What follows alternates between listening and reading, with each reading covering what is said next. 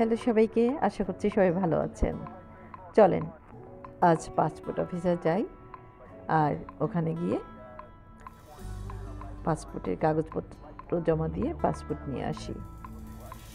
আমি চলে এলাম আঞ্চলিক পাসপোর্ট অফিস উত্তরা, প্লট নং 5, রোড নং 3-B, block H, sector 15, Uttara, Dhaka.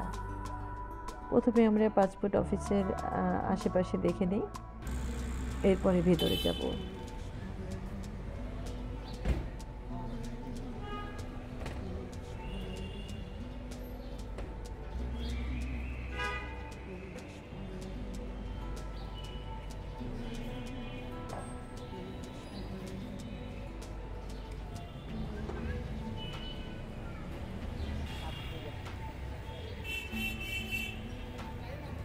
Passport অফিসের দুই সাইডেই রাস্তা, প্রচুর হর্ন, রিক্সা, গাড়ির। আমরা পাসপোর্ট অফিসের ভেতরে এসে গেলাম। এখানে ডকুমেন্ট লাগবে, সব লেখা আছে, আপনারা পজ করে দেখে নেবেন।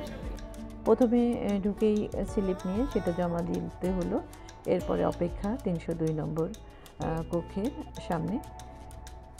যখন ডাক পড়বে তখন গিয়ে কাগজ জমা দিতে হবে। আজ দেখা যাচ্ছে ছেলেদের লাইনের সংখ্যাটা মোটামুটি ছোটই, কিন্তু মহিলা লাইন ঘুরে এসেছে, অনেক বড়ও মনে হচ্ছে। অনেকের কাছেই শুনলাম তারা প্রায় সকাল 9টার আগেও এসেছে। অনেকেই ক্লান্ত হয়ে পড়েছে, হয়তো এরকমই প্রতিদিন হয়। যাক, দেখি কাগজ জমা দিয়ে বায়োমেট্রিকটা করতে পারি কিনা। তো আমার এর মধ্যে ডাক পড়লো প্রায় 3টার পরে। এরপরে কাগজপত্র জমা দিলাম। কিছু প্রবলেমের কারণে বাদও হয়ে যাচ্ছিল, কিন্তু মেইন অফিসারের কাছে যখন গিয়ে বললাম তখন তিনি সেটা সংশোধন করে দিল এবং আমারটা জমা নিল। তবে একটা জিনিস দেখলাম যে হয়তো এখানে দোকানে গিয়ে বা অন্যের মাধ্যমে করলে ওরা ওটা অ্যাকসেপ্টটা বেশি করতে চায়। তো যাই হোক, আমি ঘরে বসে নিজে করেছি এবং জমা দিতে পেরেছি, বায়োমেট্রিকটাও করতে পেরেছি। এটা আমার জন্য অনেক সুখের। তবে সব কিছু সঠিক ছিল।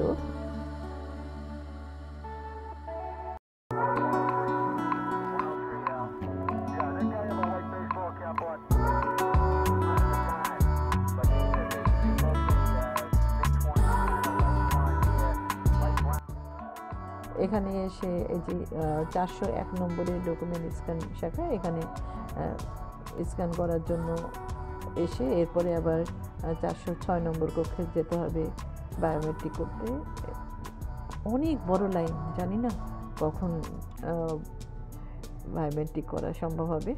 তাও আমি বিশ্বাস করছি যে আমরা আজ সব কিছু শেষ করেই যেতে পারবো এবং দ্রুত পাসপোর্ট হাতে পাবো। সব কিছু জমা দিয়ে আমি পাসপোর্টটিও হাতে পেয়ে গেলাম প্রায় 1 মাসের মধ্যেই। অনেক সুখী লাগছে।